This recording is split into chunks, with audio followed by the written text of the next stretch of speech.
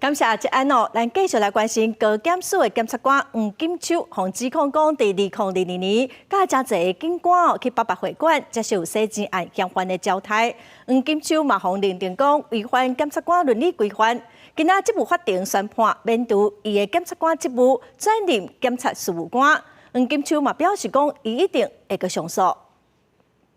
北京学校演讲教导法治教育。验过高检署检察官黄金秋表示危机风波，被指出出入地下会对业者郭铁面等人所开的88会馆私人招待所，案件经过庭界法院审理，立个判决出来，判黄金秋免除检察官职务，转任检察事务官。被捕惩戒人轻忽放任及事后意图掩饰等不诚实行为，已经严重损害检察官职位荣誉、尊严。以及社会对于检察官的公正信心，情节重大，有惩戒的必要。88会馆事件闹甲正大，牵涉出真侪检警涉案。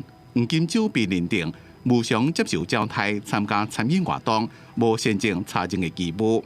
不过，伊亲自到庭听审时阵，对判决的结果表示无奈甲遗憾。我们当然会依法去上诉，也感到无奈嘛，跟偏颇嘛，这样的一个非常的完全不看证据的一个判决。黄金秋回应讲，伊从来无去过88会馆，只有甲警察同仁捌伫咧有营业登记证的地下室 KTV 唱歌。